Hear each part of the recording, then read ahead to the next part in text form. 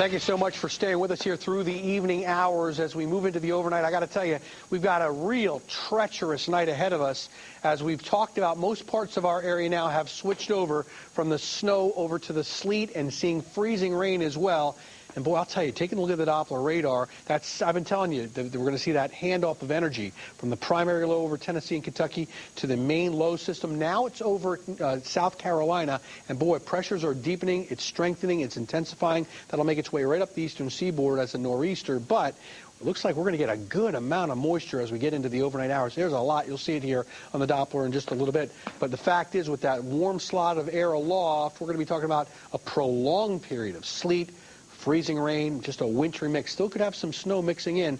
I'm telling you, though, it is going to be real nasty. And I'm now very concerned about a significant accumulation on trees and power lines and walkways and untreated roadways. We're going to be talking about what could be a pretty significant ice buildup in some parts of our viewing area. Winter storm warning remains in effect for all counties in our viewing area through and into Wednesday evening. And clearly, traveling conditions continue to deteriorate. We're at 20 degrees. That may be the coldest we get for the overnight. In fact, temperatures may rise a little bit as that big storm pulls up, moves up towards the area, and may drag up just a tiny bit warmer air into the area. Dew point to 14, east-northeast winds 15. So we actually may see temperatures rise a bit into the mid-20s, maybe could get up to 26, 27 degrees as we get close to daybreak. Throughout the region, though, clearly temperatures are below freezing, well below freezing, and they're going to stay well below freezing for the overnight, into your day tomorrow, into the next couple of days, and into the weekend, possibly not till Monday. So anything we've got right now, and that's going to be falling here,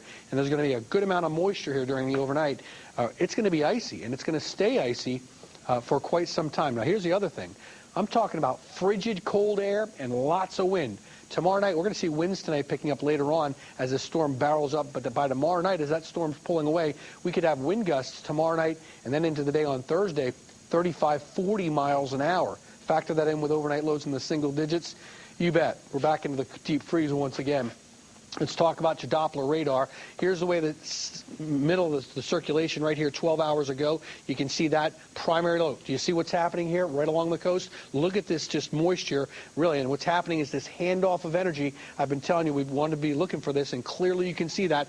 There's a lot of moisture there. That's all moving up the northeast in towards our area. And with that warm slot aloft, cold air at the surface, it just spells ice, and a lot of it. Let's find out what's going on outside right now.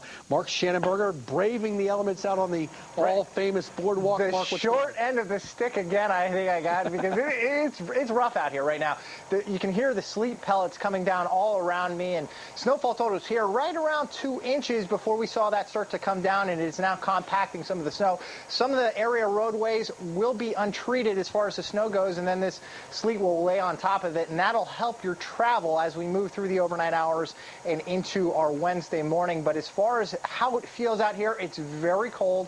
We're going to continue to see that sleet and freezing rain, that wintry mix, continue through the overnight hours tonight, and that's really what we're talking about. Very cold conditions, especially when the winds pick up out here, and you know, as we move through the overnight hours, that sleet and freezing rain continues. So give yourself a little extra time if you are traveling, and make sure that you are bundled up. I've been out here for about 5 minutes, and I was really hoping that we would get through this segment very quickly because it is so cold out here. It actually feels colder than I think I can remember, even with some of those wind chills lower.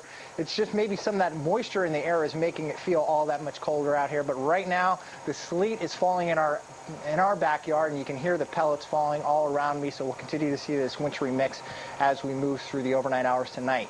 Ed, back over to you. Thanks so much. Yeah, one thing I want to add to what Mark was saying is that clearly, as we talk about sleet, this has a kind of a texture to it, and your car, if you are traveling, if you don't have to travel, can get a little bit of texture. But if we're talking about freezing rain, and that certainly could be mixing in from time to time, that'll just create a glaze, and that's just so treacherous, and it wreaks havoc on the roadways. So if you don't have to go out tonight into the morning hours, great idea not to do so. Let's go to another look here, another Doppler radar. Take a look at the last 24 hours. You can see how it evolved, a bit of snow and flurry activity earlier this morning into the afternoon. We told you at 10 o'clock that would occur, but you can see how this has kind of been rotating through. But a big batch of moisture well to the south, that's going to be moving up as the primary storm, as that's now handed off energy. So that's what we're looking for. There could be a little bit of a break in the action. Precipitation may at times be late to moderate, but get ready. As this moves up, we're going to be talking again about a significant amount of wintry mix. Could be a little bit of snow mixing in, but primarily sleet and freezing rain, and it could certainly be quite dangerous. So here's the equation, basically, that we're looking at. Warmer air aloft plus cold air here at the surface. Now, it equals ice, and a good amount of it throughout the overnight. Travel treacherous, wintry mix, a little bit of snow, but mostly sleet and some freezing rain mixing in. And we could see it change back, this wintry mix. We start this overnight. We go throughout the overnight into your morning hours tomorrow. Could change back to a period of snow that could give us an additional accumulation of a couple of inches of snow as the cold air wraps back around and as this storm pulls away. So we've got really just nasty conditions, and they're going to head downhill, continue to head downhill. So again, if you don't have to go out, good idea to kind of stay put.